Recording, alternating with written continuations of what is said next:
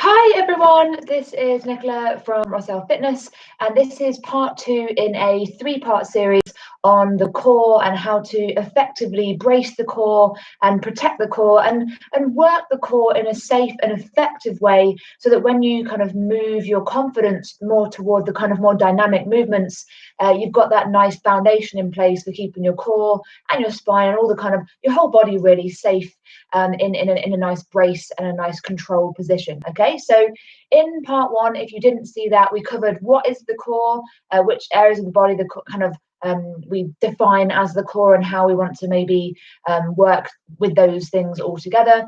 We then looked at why the core is important and for all the kind of functions that we have for the core, and then we looked at identifying the weaknesses and potentially looking at what are the red flags for you and the kind of particular note that you might take to go, okay, I need to work a bit more on my core and use that as my focus for the next few weeks or a few months to make sure that all the movements I do are protected and, like I said, safe and effective. That's the foundation really that I want you to take away from this, is that we're going slow, we're going steady, we're being focused, and we're doing this so that the movements, all the movements that you do in your life, are safe and effective for the kind of healthy, happy life that you want to lead as an individual. Okay, so we in part 1 covered bracing and breathing. So if you haven't watched that one already, I really would encourage you to go back and watch that part first before we move on today, because today we are doing the bracing progressions.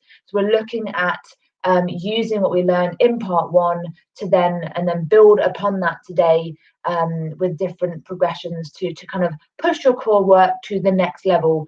And if you've been doing core work for a long time, and this is something that I had to kind of pull myself back from as well. We've all kind of we're all familiar with the different types of core that we can do: planks, side planks, leg raises, all that kind of fancy stuff. I've seen people doing all kinds of dynamic things, and that's all amazing.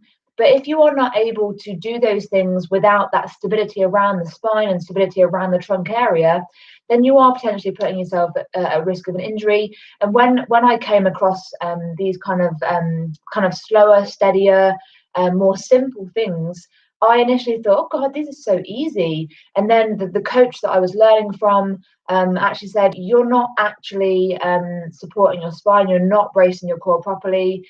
And when you do it like this, how does this feel? Do you feel that you can actually do this movement without moving your spine up and down and that sort of thing? And I found that I actually couldn't do that. So whilst I was physically capable of doing all the fancier core things and all the kind of more complicated dynamic things, I actually wasn't able, right at the beginning when I came across this stuff, I wasn't able to actually do it safely and effectively, which then, tracking it to more dynamic stuff, if you can't do this stuff when you're lying on your back in a stationary position, it's very unlikely that you'll be doing these dynamic core exercises safely either. So it shocked me when I kind of came across this and actually thought, okay, yes, my core is strong in some ways, but in this particular way, in terms of keeping the brace there whilst breathing and then moving, my core really wasn't supporting my body in that movement in that position. So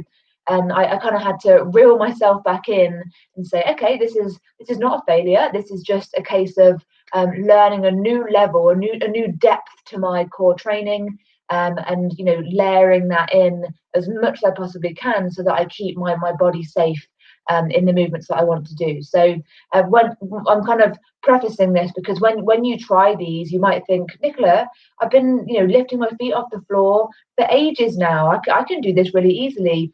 But the real challenge is in keeping that brace there whilst you do that and being able to breathe whilst you do that. Okay, so make sure you've got enough space around you to practice 1 or 2 of these. I've got a list of like 8 or 9 or 10 of these to work through today, and we'll just see how we get on for time. Kind of aiming for about 20 minutes today to make sure it's not too lengthy. So I want you to start off with a seated roll down. So I like to add this in whenever I'm moving from sitting down to lying down. Back in the day, I would have just gone, right, lie down, crack on, let's go. as I got more into core training and more into looking at kind of the pelvic floor and how to, again, protect that spine, because it's so important, I got into the habit of doing a slow seated roll down to move myself from sitting to lying down. So in the spirit of good habits, that's what we're going to do. So in part one, I'm going to quickly cover that kind of bracing and breathing right at the beginning, because we're going to build on that today. But like I said, if you haven't watched part one, you probably need that foundation to make the progressions in today's session. So feet flat on the floor. We're going to send the lower back toward the ground. I want you to kind of brace your core, squeeze those core muscles, pull your pelvic floor muscles in, arms out to the front. They're a counterbalance to your upper body weight here. Gently push the chin down, and we're going to roll slowly and carefully through the spine. So when you touch down, it should be the lower back first, then the middle back, and then the shoulder blades, then the back of the shoulders, and the head. I'm just going to move back slightly so you can see more of me.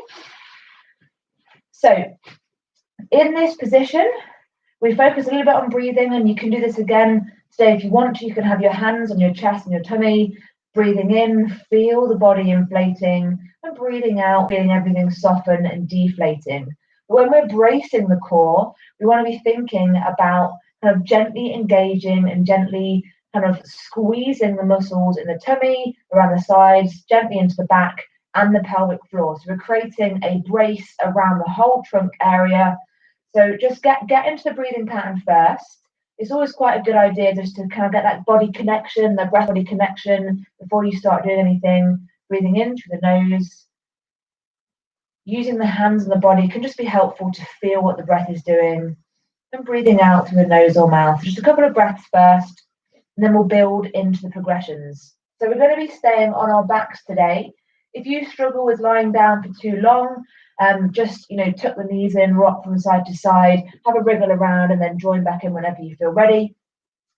So I want you to practice using that brace now. So with the next out breath, as you breathe out, I want you to focus on engaging that pelvic floor, that core, and making sure the brace stays there as you take the next breath in as well. So we're not just bracing on the out breath, we're trying to maintain that brace all the way through the in and the out breath.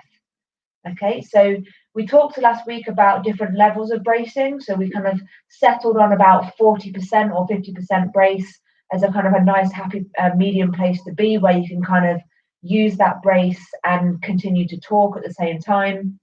Or at least that's where I settled to be able to carry on teaching you. Obviously, as the core movements get more progressive and more challenging, you may have to use more of a stronger brace around your trunk area. So just practice that now. Think kind of obviously the 40% is just a number plucked out of the air. Like we don't know exactly what we're doing when we're bracing in terms of percentage, but just kind of on a feeling. If you know what 100% might feel like in terms of how tense that would feel, then just track back from there, or work up from nothing up toward 40%. So kind of settling on that 40% brace.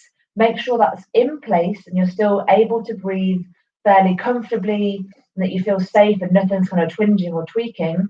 The first progression in this position here is lifting one of your feet off the floor, but we're not just going to lift it up and kind of without thinking about it. What we're going to do is lift the heel off the floor first and peel the foot off the floor, and then the toes come off last, and we hover that foot on the floor and keep the brace there, keep the breathing going. So what needs to happen here potentially is that you just gently increase the intensity of the brace to support this, the load of the leg being off the floor and having one less support on the floor. So what often happens when we start to bring in lifting arms and legs and moving them around, when you lift that foot off the floor, what can happen with the spine is that you compensate by pushing the spine down into the ground, or sometimes the spine kind of lifts off the ground like this. So we have a natural curve in our spine, in our lumbar spine and into the upper spine as well, and that's fine. We want to kind of work with that kind of natural curve in the spine. What we don't want to do is exacerbate that curve, and by kind of not having that supportive brace around it as we move. So when you start to lift your legs and lift your arms, that sort of thing, when we work through these progressions today, I want you to be aware of what that spine is doing and making sure that you kind of, and not in this position where as you lift up, you don't end up kind of, your tummy is moving toward the ceiling and this kind of bigger archway appears underneath the spine. And also you don't end up kind of really ramming the spine into the ground on the floor. Okay, so you want to keep that nice neutral spine. And if it helps you, you can slide your fingertips underneath the kind of muscles either. So imagine this is my spine here on the back. Slide your fingertips just underneath the muscles either side of the spine. You're not digging them in. You're not going to lift your spine off the ground. You're just sliding them into the natural gap that occurs either side. And then when you start to move your legs and arms, if your back is pushing down into the ground, you will feel that pressure increase on your fingertips, and you will know that will be the first sign that you are potentially not able to keep that brace there as you do the movement. So if you feel the pressure decrease, that will be your spine moving up. If you feel the pressure increase quite a lot, that will be your back pushing down. So that will be your indication that you maybe need to focus a bit more on that brace as you are doing those movements. Okay, so from that position on the floor, get your brace into place. Make sure that you feel that you can breathe.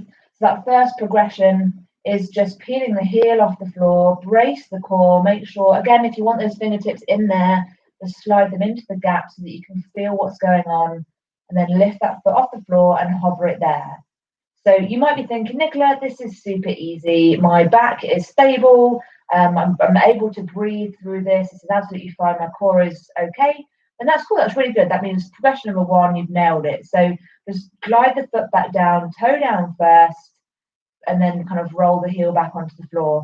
If you want a little break in between each one, have a little rock from side to side. And then make sure that you do every test on both sides. Just because of timing today, I'm not going to do that with you, but just make sure that for your own kind of peace of mind, that you do the same thing on your other leg to make sure that you have the stability across, from side to side as well as in the core. Okay. So the next progression with this one, I'm going to have to slightly turn to the side for this one, just sort of kick my TV stand.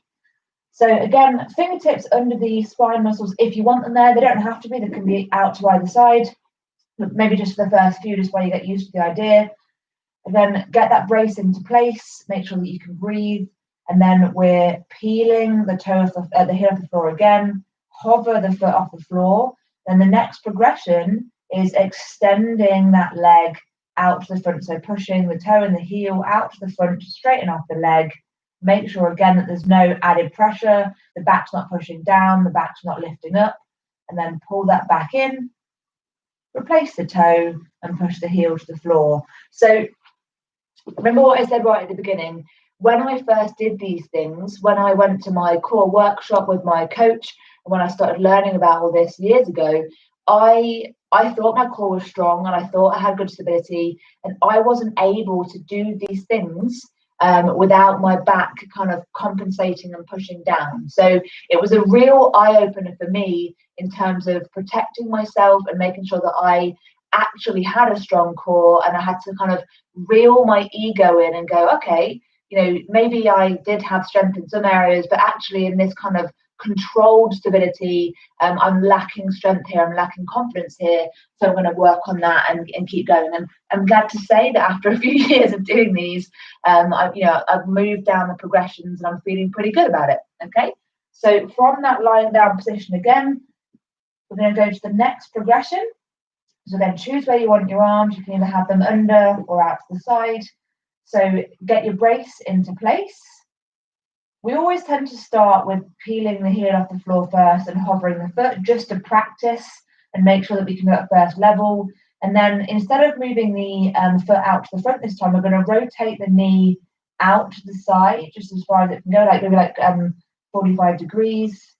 Make sure again that the back's not pushing down or lifting up, and then rotate it back in, replace the toe, and peel the heel back down. So again, these look really simple, but it's the concentration that you have to use, and it's the awareness of what your back and your trunk is doing in between each one. Okay, so that's progression number 3. So the first one is just hovering the foot. The second one is hovering the foot with the foot extending out to the front and pulling back in. And the third one is the rotation out to the side and pull back in. So the next level is doing these things with both legs at the same time. So we're going to practice that now. So we're going to peel the left foot off first. So get onto the toes and hover the left foot off the floor. This is where it becomes more challenging because you are taking away the points of stability in terms of the feet pushing into the ground. So make sure as you peel your right heel off and lift your right foot off to hover, make sure here that, again, that spine is stable. Get those fingertips in and make sure the pressure isn't changing on those fingertips in terms of where the muscles are pushing or lifting off, okay? So if you're hovering up here and feeling pretty good about yourself, that's the next progression. And then we're going to look at extending both legs out to the front at the same time. So this is where my core actually starts to falter. I find this is quite challenging, kind of moving both out. And you don't have to push them all the way. You don't have to get them all the way out to straight here. But if you can, that's great. And you may feel now as we move into these progressions, just slowly put the right foot down and the left foot down. So I definitely had to increase my brace as I moved both of my feet away from my body. So when I was just hovering there with my knees up and the feet just on the floor, my brace was maybe around, again, 40 or 50%. As my legs got further and further away, in order to keep my spine still, in order to keep the kind of stability there, I had to probably ramp my brace up to about 60 or 70%. With both legs out to the front. When I had one leg out to the front, I could do that easily with a 40% or 50% brace. With both legs, that was much more difficult for me to do, and I had to really increase that brace to make that happen safely, okay? So looking at a few more progressions if you want them. And again, you will, like me, you'll reach a point with these where you kind of go, right, that's my level for now. And I'm not going to go any further with these until I've really mastered the sticking point. So with our core training, we'll always reach a sticking point where we just think, actually, that's my Everest for now, and then I'll come back to Nicola in a few weeks or a few months when I want something a bit harder. Okay, so we're now going to try doing an arm and a leg lift at the same time. So have the arms down by the sides. So I want you to think about, again, peeling that heel off the floor, brace the core, make sure the brace is in place before you lift the foot. And then we're going to lift the opposite arm, so this arm on either side, just lift it off the floor and see how that changes where we're having to brace or if we're having to go a little bit harder. And then the progression from here, if you want to do it, is lifting that arm up higher and extending that leg out to the front and making sure the core brace can stay in place.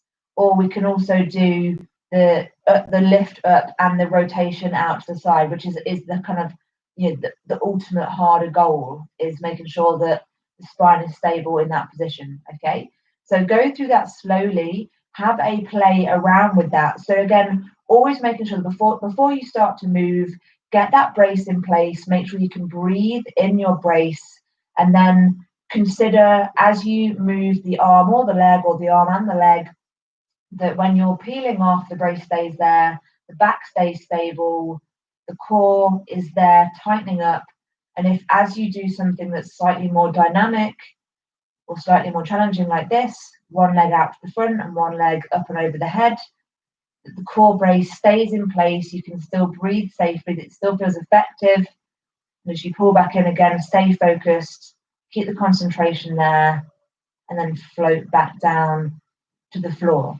Okay, so I think I'm going to kind of end the progressions there for today. So the main points are: go as slow as you possibly can, keep it as steady as you possibly can, and focus all the way through. The main kind of keywords are safe and effective. We want that brace to be effective at keeping you in that kind of safe position, and we want to feel that we're supporting our body and kind of moving through these positions and progressions in a way that we feel comfortable with, and in a way that we can actually feel we're making a progression. Okay, so Those are the progressions for today. The first level, as always, is just getting the brace in place and being able to breathe at the same time. Excuse me. And then we've got level 1, which is lifting the foot off and just hovering it there. Level 2, which is the foot lift, the hover, and the extension out to the front, and then putting it back in and putting it down. So one of the things I see quite a lot in terms of gyms and potential mistakes that we make with movements is we focus during the kind of concentric phase of the movement. We stay focused, we're braced, we're kind of all tight and concentrated when we're doing the beginning of the movement and then the middle of the movement. And then as we go in toward finishing off the movement, we just let our concentration slip, and we don't kind of engage the muscles all the way through. So this is something I'll be covering in later technique workshops where we look at deadlifting and squatting and that sort of thing. I see it a lot in the deadlift. We, just to give you an example, we kind of have the weight between the legs, we pull up, we engage the core, and then as we go down, we just kind of forget that the put down is part of the movement. And I see a lot of this, a kind of a flop and a collapse down to the bottom, particularly if we're doing like a set of 10, we get to like the 10th one, we're up at the top, we think, yes, I've done 10, I'm finished, and then the back collapses and we'll just kind of flop down to the ground. So it's making sure that in all the movements you choose to do, that you are keeping the brace there, keeping the core engaged all the way through, all the way to the end until you have put the weight down, until you've finished that movement. It's very, very important that you do that. Okay, so come back to this video whenever you need a reminder. This will be a 3-part series. In part 3, we'll be talking about moving the progressions and moving the core bracing into kind of progressing into doing planks and side planks. So that they're the kind of more challenging core exercises where we're kind of supporting our own body weight on our hands or elbows and that sort of thing. So part 1 was the foundation. This was part 2 where we did the progressions for those foundations. And then part 3 will move into planks, side planks, and other fancy core bits and bobs. Okay. So if you have any questions, either on Facebook or on YouTube, post them into the comments. I will upload the notes from today's session as soon as I can, so that you can kind of have the kind of PDF to support the work we've done today. And if you want to send me a video of you doing this, if you want kind of me to feedback with any comments and any any help with, if you're struggling with something in particular, then just send me a video, send me a message, and I'll try my best to get that back to you ASAP. I will see you next week for the part 3 in this core technique and bracing series. Keep practicing, keep working on it. This is a hopefully a lifelong commitment that you make to yourself and your training, that you protect and look after your body and your spine. So keep up the great work, and I will see you very soon.